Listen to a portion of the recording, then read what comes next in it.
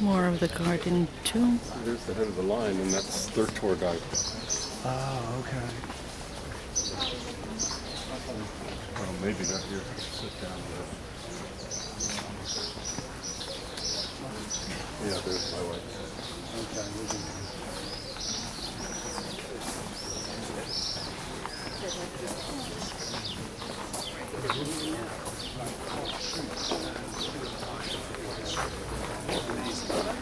Right, my job here is to tell you about this garden and why we think it was a garden 2,000 years ago. And if you're people of prayer, just pray right now that there is not a sudden earthquake, because if there is, whoomph, you fall 50 feet to the bottom of this giant cistern. See this ladder here? Okay, see this ladder? Well, it comes out at the top, just there. All right? And when you go by it, in a few minutes, you will have an opportunity to look down and see how really deep it is. We've had it dated, and it is about 300 years BC. And the dating mechanism was the plaster with which it is lined, which ties in historically with similar systems in the Mediterranean world.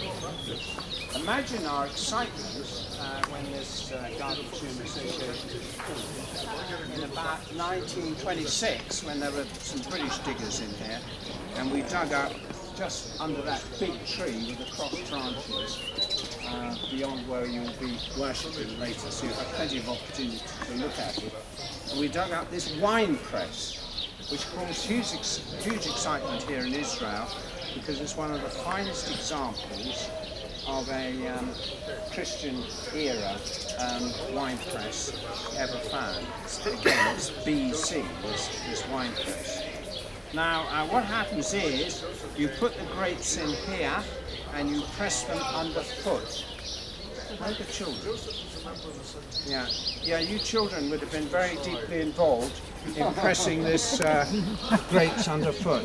It's really nice, that squidgy feeling of grapes between your toes. Okay? Now the juices run down here into this gathering chamber, where the wine is scooped up and put into wine skins. And what I love about this, we don't know that Joseph of Arimathea's garden was a vineyard. It could have been, but we don't know. It doesn't say that in Scripture. But we do know it was a garden, and the gardens were working places for agriculture. So we can't actually, hopefully it was a vineyard, but we don't know. He looks like However, Gandalf, the guide. Jesus, in his ministry, used the vine, the vineyard, wine, new wine in old wine cups, and even likened himself in John's Gospel, I am the vine, you are the branches. And then he goes on about fruitfulness. We've all had hard things happen in our lives, even if we're young. We've had hard things happen, and that's called pruning. Okay, and then out of the pruning, we are then able to grow fruit, more fruit, and later it says in that passage, much fruit. So dwell upon that today. I'm teaching some, dwell upon that. It means a huge amount to me personally. Right, I'm now. But look in the giant cistern on your way.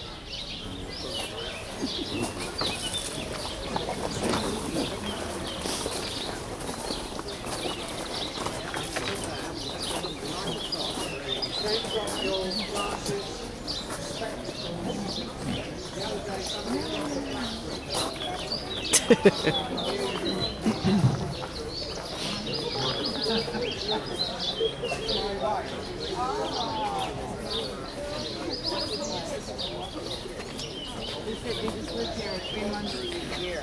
Right. Sorry. Yeah, pretty much.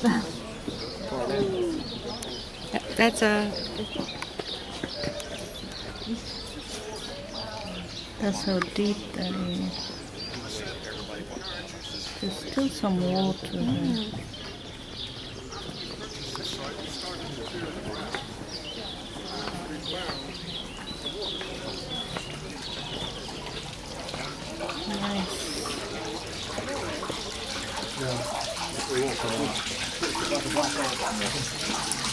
Ah, there's a spring that goes to the cistern. Oh, what a lovely fountain. Yeah. Nice to stay here for a day. Oh, yeah. Lovely flowers. Audio. Oh, yeah. Chop chop. Getting chopped. He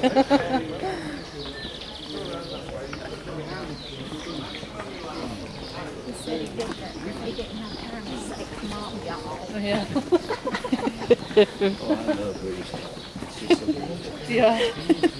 Very distinguished sounding.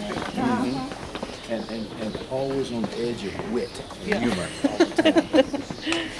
That's the garden. We got hung up on some That's the BBC, tomb? movies. Oh, yes. Amazing. Oh, that's the. Come along, come Sit along. over here. I want you to sit over here. You have plenty of photo opportunity after this. Okay. It's okay for me to sit over here? Yes, please. Yes. That's a wonderful place you should sit. You're from Chicago? Huddle in the shade. Oh, Is that my trouble? yeah. I'm I'm going just. to be talking this way. Another different one to sit there. Okay. You just sit on something around the back. A couple of seats here. I'll sit on the far end. Chair there.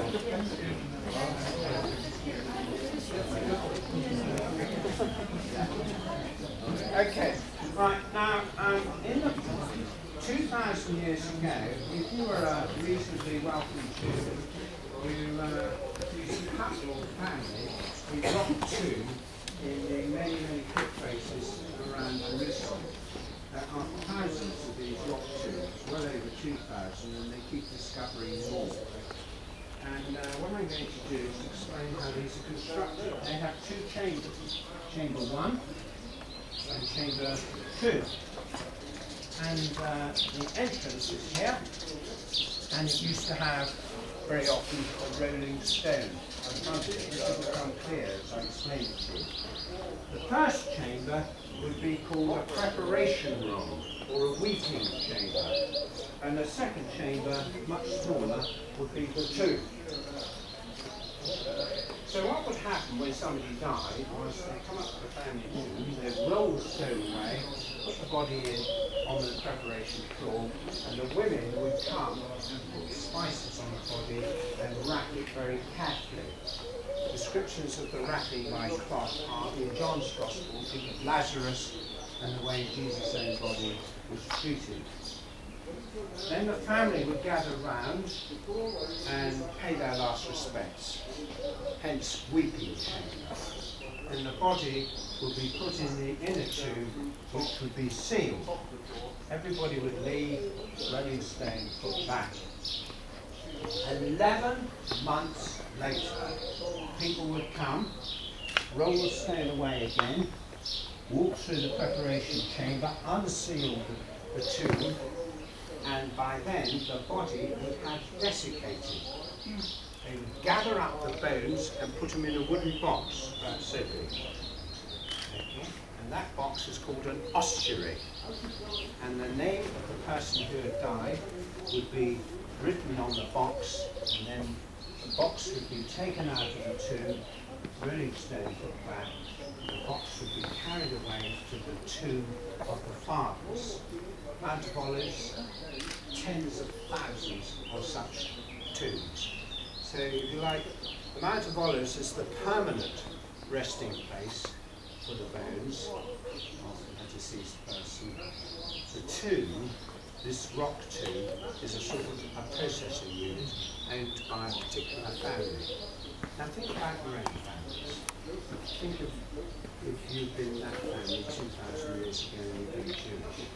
How many times would that stone have moved in, say, the last 20, 30 years? I know you're too young to do that. Just think how many times that stone would have moved. Some years it might have had to have been moved once or twice. So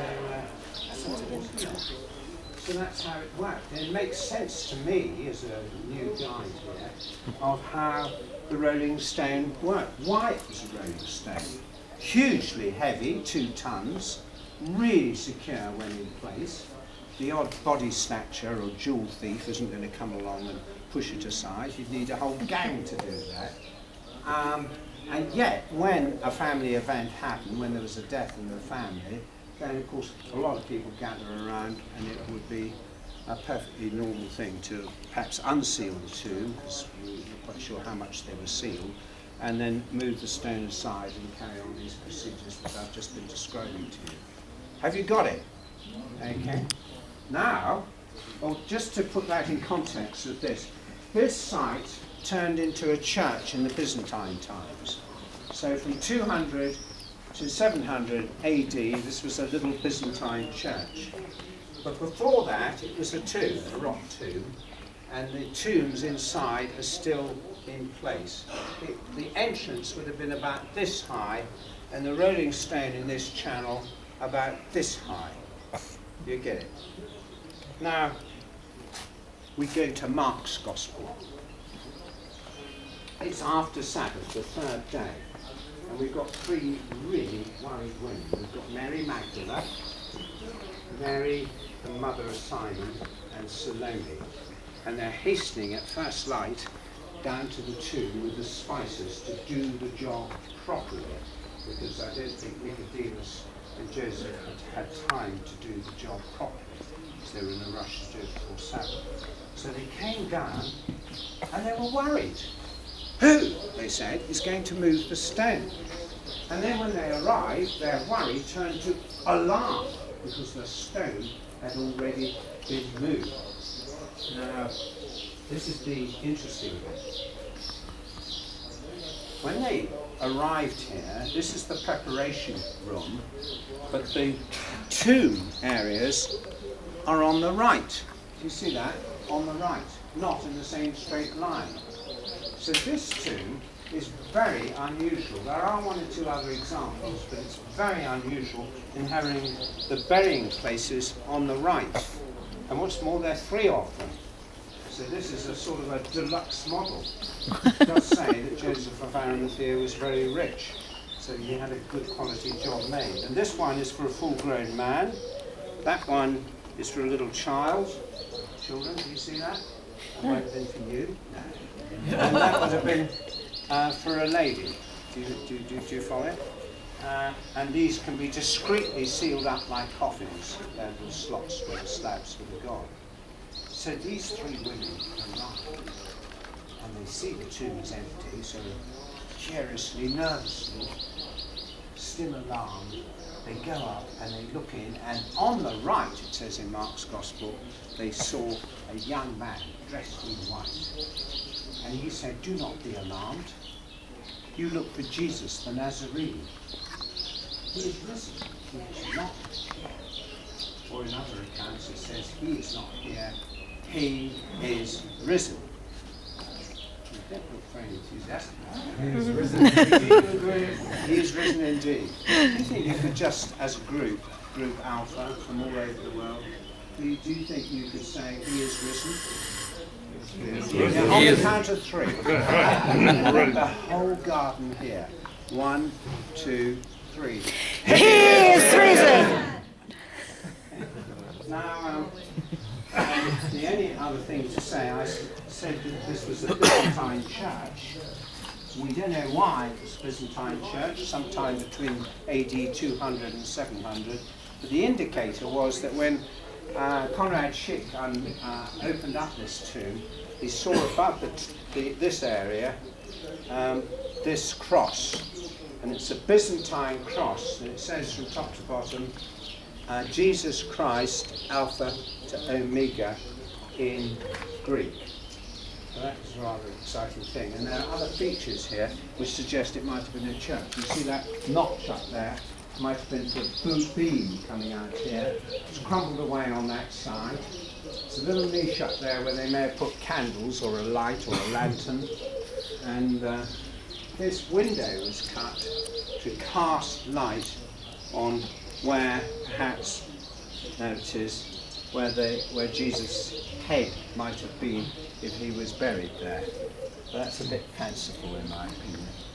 However, that's the way it's all made up. So do go inside, 6 at a time, 6, 7 at a time, take pictures. If there's no other group here, you can do little cozy pictures if you want to. But the moment another group arrives, that slows everything down. So the group will be moved out.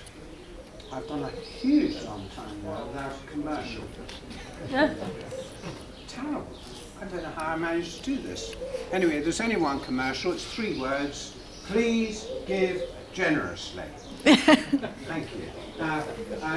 Is anyone doing an Easter sermon next year? You doing an Easter sermon? Next year, you mean? Yes, next year. Perhaps. Well, here it is. Pardon me? Here it is. Oh. 10 words. These are all your witnesses. Got to keep it short. On the right. On the right. Yeah. He is not here. He is not here. He is risen. He is risen. And make sure you have an appropriate picture to show it's on the right. Thank you very much. It's a lovely group. Now, afterwards, you're on the central platform. You can see your basket and the elements up there. Basket for gifts and elements there. And when you'll be doing that, united with group Bravo, Alpha and Bravo, and you will offering Beta. You'll be united up there, you have your time of worship together, and at the end you take the everything to reception.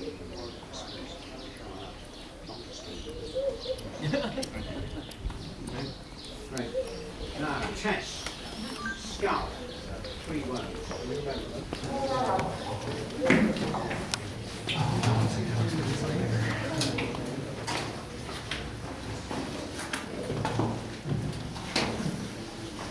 And down.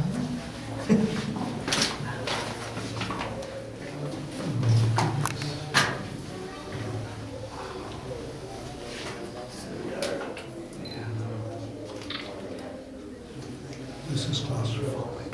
You don't want to. No, it's not. No, it's not. Okay, good. If I give it the seal of approval, it's not. No. But you gotta come in a little bit so your eyes are just, and I'm gonna go out so somebody else.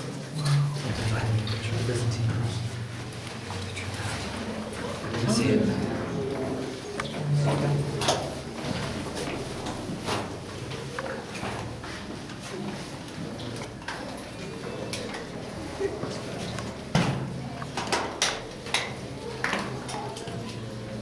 We can take 5.